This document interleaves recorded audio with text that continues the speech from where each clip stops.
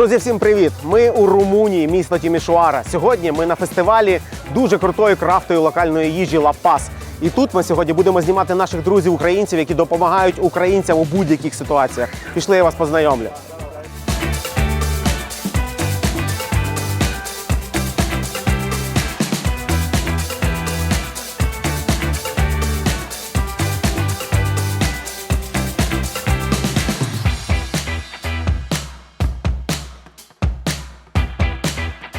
Я вас хочу познайомити з людиною, яка створила цей фантастичний фестиваль. Це Мікаела. Мікаела, привіт. Привіт, Мікаела.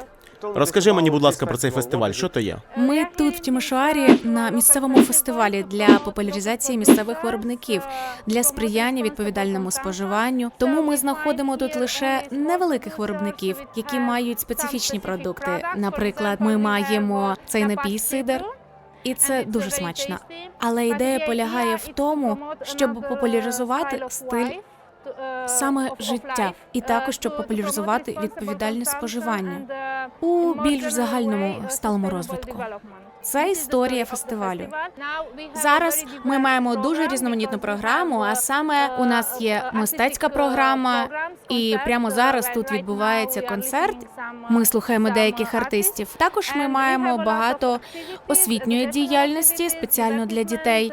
Це відбувається з ідеєю виховати наступне покоління. Слухай, я бачу на цьому фестивалі багато різних людей. Людей, котрі вирощують їжу, фермерів, хто робить неймовірні речі. Скажи, будь ласка, це продукти, котрі тут вирощуються, чи це продукти з усієї Румунії? Не тільки, тому що ми маємо багато продуктів з нашого регіону, але також у нас є деякі делегації з інших частин країни, які приїжджають із конкретними продуктами. Також завтра буде угорська делегація. Вона приїде з продуктами з Угорщини.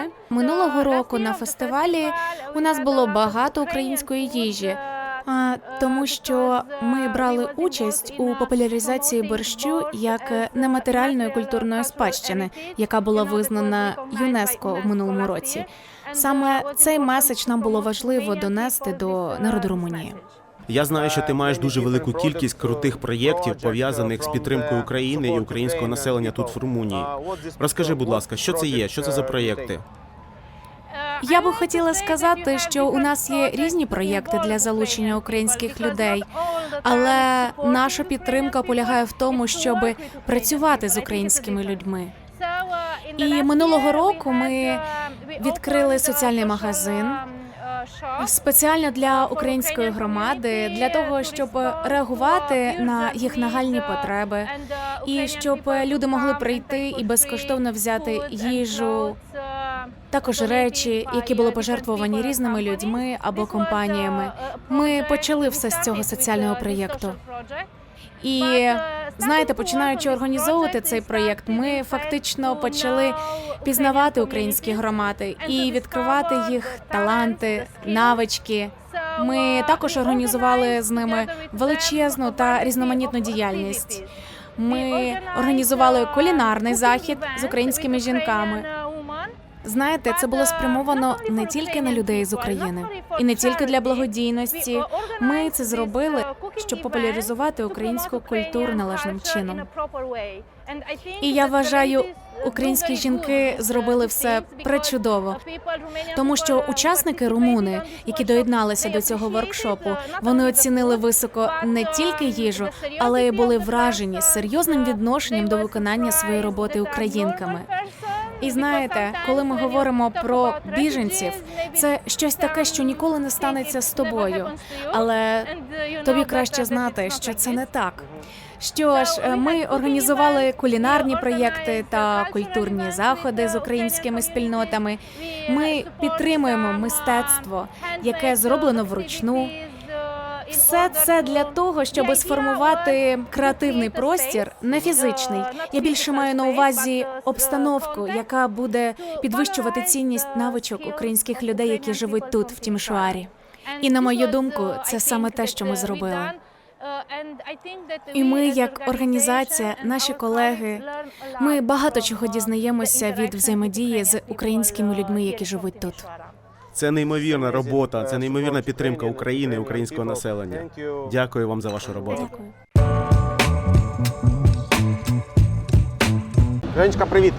Привіт, рада тебе бачити. Нарешті ми доїхали до тебе. Минулого року, коли ми готували 5,5 тисяч порцій на день, Женя зі своєю командою нам супортила. Ми відправляли сюди машину, просто пусту машину, вони загружали її повністю продуктами, товарами. І ці товари їхали до нас в Ірпінь, ми з цього готували їжу. Це було просто з її допомогою, тому що вона поруч з нами ходила по магазину, поруч з нами вантажила, перевантажувала, відправляла це все для того, щоб можна було харчувати українців безпосередньо тим, котрим була потрібна допомога. З того часу, як ти сюди приїхала, навела тут немало шороху. Чим ви тут займаєтесь? Розкажи. Ну, я приїхала в Тімішоару в середині березня 22-го, коли почалось повномасштабне. І з того моменту я зразу почала щось робити. Спочатку це було волонтерство в волонтерському центрі. Ми перекладали, тому що виявилося, що у нас українці не дуже багато знають англійську мову, і була дуже велика потреба в перекладі. А потім після цього я почала просто нон-стоп нетворкінг процес. Я ходжу від організації до організації локальної. Моя основна ідея від самого початку те, що ми боремося за ідентичність, ми боремося за українське. І нам дуже важливо, щоб це українське було чутно, було видно, і щоб ми були взагалі представлені в соціальному полі, в медійному полі, і щоб ми могли проявити себе, показати українську культуру, українську творчість, українську їжу, як вираз України, як вдячність країнам, які нас приймають, і бути в активній позиції, тобто бути в активній ролі. Я, і навіть я, як українська організація «Файна», не можу тут багато чого зробити, тому що на це треба фінансування.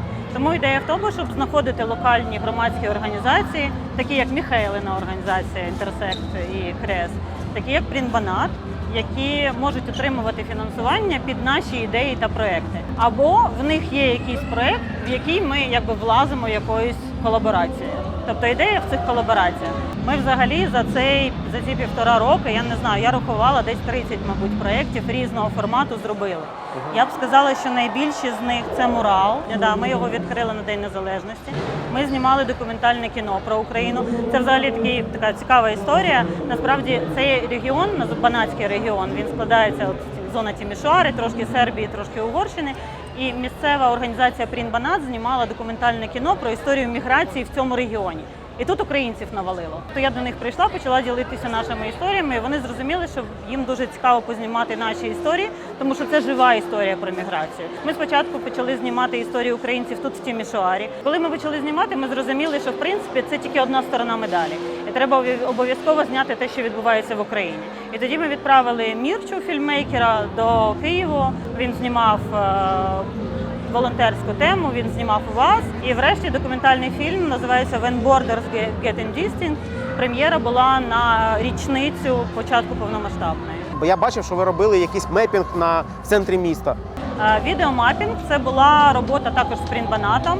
Ми дуже швидко написали проєкт, подали його, отримали фінансування. І це був відеомапінг на оперному театрі, теж на День Незалежності 2022-го. Там прикол в тому, що ми зробили колаборацію з Примаченко фондом. Вони побудували весь відеомапінг на темі робіт Марії Примаченко. Це як триб'ют робіт Марії Примаченко. Вони оживили роботи, додали туди дуже багато контенту, реальних фотографій з України, там відеозвернення Зеленського і так далі. Вийшло десь 6-хвилинний відеомапінг-шоу. Воно було проєктовано на будинок оперного театру в Тімішоарі. Воно починається з драконів Примаченко, а завершується білим голубом як символом миру. Те, що вона тоді вкладала в цей символ, те саме ми зараз вклали в нього знову. Це нереальна історія, знаєш, про те, що як людина, просто маючи бажання, може перевернути світ. Україна, українці – це найкращий ресурс, який в нас є в Україні. Під Тімішоара фантастично легко повідкривала двері до якихось класних ідей і класних колаборацій. Може, в тому числі, тому що Тімішоара цього року культурна столиця Європи, і це нам, я думаю, сильно допомогло. Вони хороші проекти, вони багато роблять, і для них теж було, як для міста, було важливо показати оцю solidarity with Ukraine. А ми, в свою чергу, за ці 1,5 роки створили імідж активної української ком'юніті в Тімішоарі, яка щось робить. Хочу повернутися до 24 лютого. Ти чекав війни? 23 лютого я прийшов домой, взяв усі гроші, які у мене були, і пішов і купив матеріали для декорацій. Коли мені казали, там завтра чи не завтра починається війна, я казав, та ну, не ганіть, будь ласка. Ну, такого бути не може. Мої дії, да, я прийшов домой і сказав, окей, завтра клієнт відправить гроші, тому сьогодні я маю зробити закупи. Я їх зробив, я був впевнений, що нічого не случиться. І що сталося? Що далі? Я поїхав в барбершоп, ми вирішили з Колею, що нам треба там розрахуватися з персоналом, тому що всім потрібні гроші в критичній ситуації. Скажи, будь ласка, ви виїжджали з України, в тебе російський паспорт. Як тобі вдалося взагалі цей виїзд? Перший блокпост був в тому самому Радомишлі. І я протягую мої доки, він так їх бере і каже: «О, приїхав». Тільки тому, що ми за тиждень в Радомишлі ми заготовлювали дрова для цих блокпостів, робили протитанкові їжі для цих блокпостів. І я кажу, я був з кумом, і це він може сказати, хто я, звідки я і так далі. Дуже багато було блокпостів, на двох були ситуації, які я запам'ятав. На першому я протягнув посвідку, не паспорт, і він каже, страшно? Я кажу, ні, соромно. Давай, каже, паспорт, це не є твоя вина. Ви приїхали в Румунію. Ти знав, чим ти будеш тут займатися? Чи ти просто їхав сюди з розумінням того, що ти виїхав від війни і діти в безпеці з дружиною? Стоїть почати з іншого. Спочатку ми в'їхали в Молдову. Там був дуже крутий місний парень, який допомагав розібратися, які доки треба. Тобто він, знаєш, типу волонтерів тупо на границі. І він дивиться в мої доки і каже, це без варіантів. Я кажу, мабуть, це і без варіантів, тобто попасть в Румунію. Але я повинен спробувати, тому що я з дітьми і так далі. 6 годин очікування в очереді, коли ти не розумієш, для чого ти в цій... ти розумієш, але ти не можеш спрогнозувати жодного результату. Коли ми проїхали, нас пустили, тому що моя сім'я українці, ми від'їхали від границі, я закурив, сів на дорозі, і мене тупо розірвало. Тупо катяться сльози, і ти не ридаєш, нічого. Тут просто емоційно ти Вбитий. да, тебе просто розриває. Твоя волонтерська діяльність. Що тебе в цій діяльності бісить? Той факт, що ти тут все одно чужий. Тобто кожного разу, ми з тобою знаємо, скільки досвіду в івентах там я маю в Україні. Да? Ви були команди професіоналів, на які ти можеш опиратися. Тут ти кожного разу починаєш все з нуля. З кожною новою організацією ти починаєш все з нуля. Ти, по суті, як ногу в двері вставляєш і такий, камон, ми класні, давайте щось зробимо разом. Вони такі, а що ви, хто ви? І так ти нароблюєш собі якийсь авторитет, але все одно це як з нуля. Бо я працюю з різними громадськими організаціями, це кожен раз нова команда, це кожен раз нова специфіка роботи.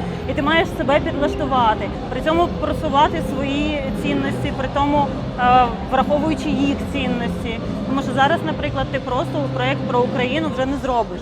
Тобі треба знайомити оці мечі колаборації, тоді воно спрацьовує. Волонтерська діяльність у всьому світі, вона як побудована? Тобі приходять гроші, якусь частину грошей ти можеш собі залишити. Ці гроші йдуть на оплату праці людей, котрі з тобою працюють, на закупівлю якогось реквізиту, продуктів і так далі. Ви заробляєте хоч що-небудь на вашій волонтерській діяльності? Хоч що-небудь? Ми йдемо трошки від зворотнього. По-перше, я обов'язково будь-якій колаборації з місцевими кажу, що нам важливо отримати якусь фінансову допомогу у вигляді гонорарів для тих людей, які у нас залучені. Тому що тут українцям теж потрібна допомога. Будемо реалістами через незнання мов. Якщо ти був в Україні професіоналом, наприклад, там вчителем, медиком, фінансистом і так далі, в тебе тут немає можливості працювати по професії, або вона дуже зменшена. І, на жаль, дуже багатьом українцям там доводиться іти мити посуд і так далі. Тому для мене важливо, щоб ці проекти давали людям можливість проявитися як професіонали в своїй сфері і давали їм можливість щось заробити. Мати гонорари для тих людей, які сюди залучені. Або для спеціалістів з України. Тому що я привозила той же, наприклад, фонд Примаченко, ми платили за права. Ми провозили Джамалу, ми провозили Другу ріку з концертами от в серпні і вересні. Чекай, ви привозили Джамалу, ви привозили Другу ріку, і ви їм за це платили? Тобто вони не приїжджали сюди виступити для українців просто так, а ви за це заплатили гроші? Ну, ми хотіли мати гонорар для того, щоб привезти українські бенди. Ви говорили про те, куди йдуть ці гроші взагалі? Типу, можливо, це гроші, які вони потім донатять? Тому що я бачив, що ти кажеш, Друга ріка, Харчишин багато, типу, Вони подорожуєш зараз, концертів. так, дивись, по-перше, це їх вже рішення, а по-друге, наскільки я розумію, так чи інакше, вони всі зараз з гонорарів віддають щось на донати. Я бачу у тебе на грудях, на футболці якийсь нереально красивий мурал. Ідея була в тому, щоб зробити якусь дуже видиму подію, яка потім залишиться в Тімішоарі як нагадування про цей момент солідарності. Тому прийшла ідея створити мурал. Його створили в студентському містечку на стіні. Автор роботи не українець, він румунський художник-мураліст. І ідея була в тому, щоб відобразити оцей момент підтримки між румунами, українцями, Румунії. Тобто ця от Stand with Ukraine, колаборація і так далі. У нас у всіх різні картинки, я це розумію. Да? Тобто на нулі одна картинка, в Києві інша картинка, на Закарпатті інша, тут ще одна. Тут треба постійно якось джентлі нагадувати, бо це ж ясно, да? Що тема України, вона якби... Набридає рано чи пізно наприклад, комусь, дуже так? бісить, пробісить. Дуже бісить, коли тебе питають, а що там, у вас ще війна йде? І ти такий, почнемо спочатку. Але це ж не єдиний мурал, який ви зробили. Я бачив сьогодні ще один. Ой, це другий мурал, це взагалі прикольна тема. Зараз є один фестиваль, є одні хлопці, вони називаються Род Фестивал. Якщо от такі події, там мурал, особливо в контексті культурної столиці Європи, вони проходять зазвичай в якихось центрових місцях, то от ці хлопці Род Фестивал, в них ідея в тому, що вони створюють всі проекти десь на периферії, де вони будуть відкривати виставку Голокосту з Одеси. Минулими вихідними ми їм робили, цими ж дівчатами, ми робили День української культури. Воркшопи, хендмейд, пісні, танці, щось таке. І в тому числі, коли ми з цим чуваком спілкувалися, він мене підвів під міст і каже, а ось тут ми будемо створювати мурал. Нас надихнула на нього тема людей в Ірпені, які під мостом виходили з всім відомі фотографії. Ми хочемо створити такий мурал, який буде відображати цей момент, якби символ біженців, символ людей, які намагаються спастися від чогось. Я кажу, клас, але у нас серед наших українців є дівчата, які художники, які в принципі мріяли б теж долучитися до цієї роботи. Він сказав, клас, давай тоді я поговорю з художниками, повернусь до тебе. Він дуже швидко з'ясував цей момент, вони сказали, супер, звісно, давайте залучимо українців також до створення цього муралу. І вони за один день намалювали ці проекти. За один день? Оце все? Так. Вони зранку почали, ввечері закінчили. Скажи, ми приїхали в Румунію вже, ти розумієш, що ви тут. Ви доїхали до Тімішоара. Ти розумів, як далі тобі жити з тим, що тобі потрібно годувати родину? В чужій країні. Я розумію, що це вже для тебе було не перший раз. Ти вже свого часу покинув свою батьківщину, приїхав і зробив собі іншу батьківщину. Ти виріс в Україні як особистість, ти родив там дітей, ти побудував там бізнес один і другий. До речі, у Жені також Real Barber в Україні, вже кілька барбершопів. Посилання на Real Barber лишу внизу, так що якщо захочете класну стильну бороду, можна буде туди піти. І ти приїхав сюди. Що далі? Коли ти згадуєш ці моменти, це якось начебто нічого не відбувалось. Але перше, ми були зареєстровані на волонтерському центрі на Драгаліна. Там на той момент було дві організації в одному місці. Ми їздили, коли був вільний час, і просто переводили український на англійський. Через декілька разів ти вже розумієш, що у тебе є ряд відповідей на деякі питання, і ти можеш це робити, не дергає за рукав румунських волонтерів. А потім покроково появились ідеї, що робити. Появився проєкт з хімчисткою. Я постійно приймав участь в деяких волонтерських проєктах. По принципу, я спочатку приєднувався до Женькиних проєктів, тут поучаствував в проєкті, там поучаствував, тебе зовуть в наступні. Для мене апогеєм цієї роботи був проєкт, який ми зробили з Михайлом і Женєю. Консультації для українців, які хочуть тут легалізувати свій бізнес. перевезти його з України або відкрити тут щось. Був дуже цікавий досвід того, як люди хочуть щось зробити, потім ого, як геморойно. Не буду цього робити. Їх дуже багато відсіялися, але зараз є українці, які тут мають власну справу, і це завдяки цьому проєкту. А як тобі вдається не перегорати? От як ти відпочиваєш? Є в тебе таке взагалі? Дивись, тут ще важливий момент фідбек. Ну ти ж знаєш, якщо ти отримуєш фідбек на те, що ти робиш, то це тебе надихає на наступні кроки. Мені дуже подобається, коли я бачу дівчат, які мені потім кажуть, що класно, що вони тут були, що вони щось змогли продати, чи вони, наприклад, спеціально саме під цей фестиваль роблять там.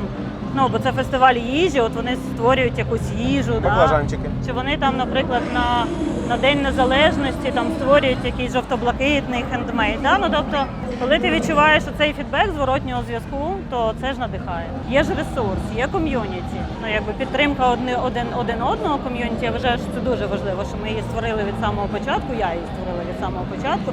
І ця телеграм-група українців в Тімішоарі, вона стала таким місцем спілкування, обміну інформації, обміну не знаю, ресурсами, послугами один одного.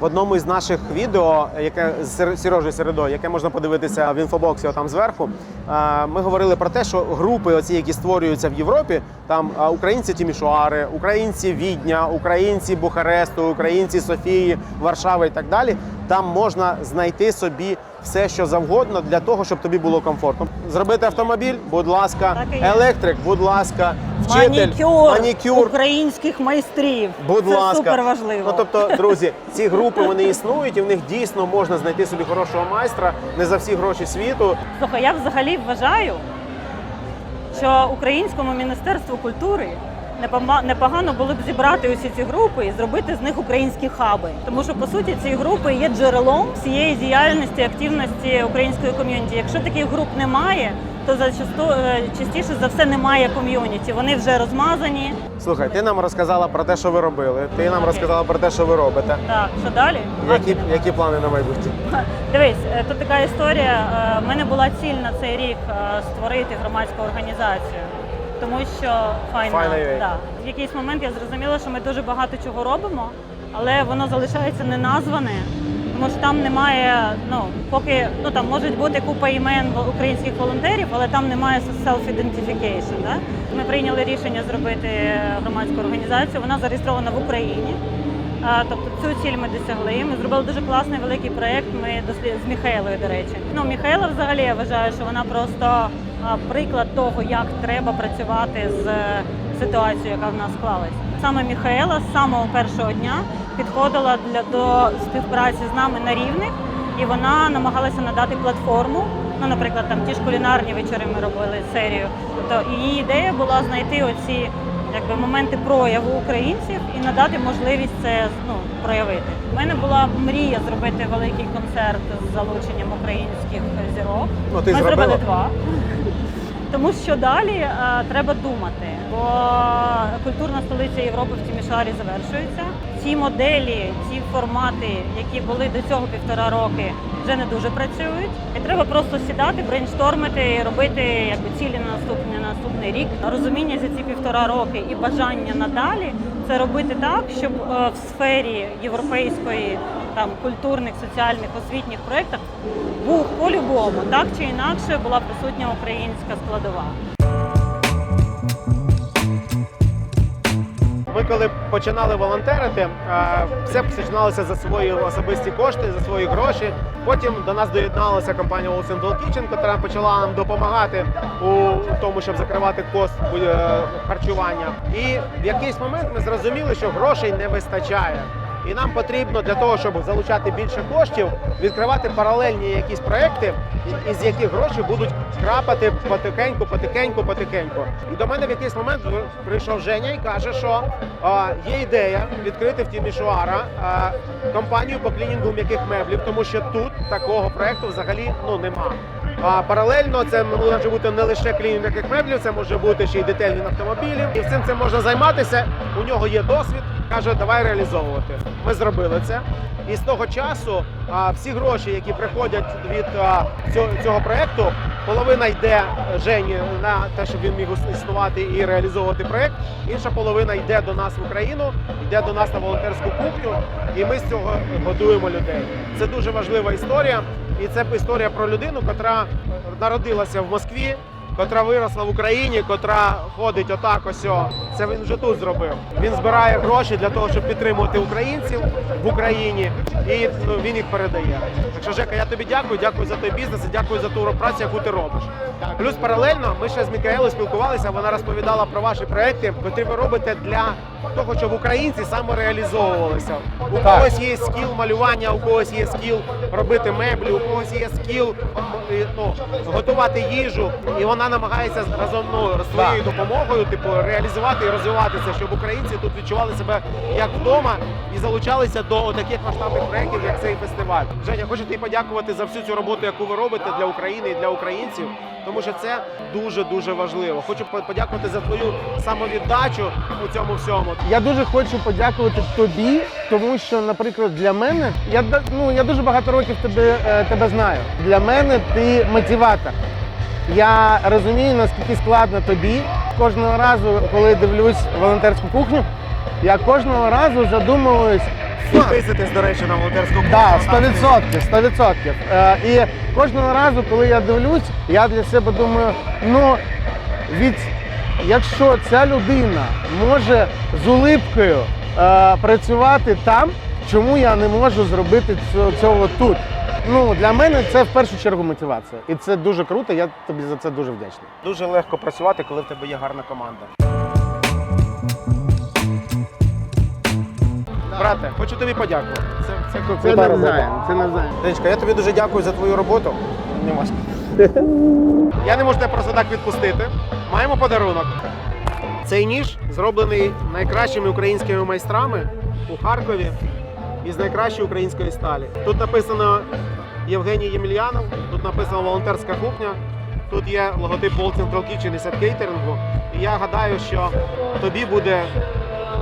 Ти будеш мати велике задоволення. Друже, це дуже круто, це дуже важливо для мене. Хочу, щоб ти і чудесна твоя команда просто знали, що кожного разу, коли я буду готувати, я буду робити це ще більшим коханням, любов'ю і вірою в те, що перемога не за горами. З самого початку ми кулінарно-волонтерський проєкт. А оскільки ти шеф-кухар на своїй волонтерській кухні, Як я називаюсь, тепер я знаю, я шеф-кухар української кухні. то ми хочемо подарувати тобі твій шеф-ніж волонтерської кухні. Тепер у тебе буде все, щоб ти могла офіційно рубати капусту. З вами був проєкт «Волонтерська кухня». Ми показуємо вам волонтерів, показуємо вам людей, котрі щось роблять для України і для українців. Ставте дзвіночки, ставте лайки, підписуйтесь на нас, ставте вподобайки, і ми з вами будемо показувати набагато більше. Наша ідея в тому, щоб робити таке велике ком'юніті, де вся Європа буде знати про Україну. Сьогодні ми вже знаємо про Тімішоару і про Румунію. Дякую. Дякую.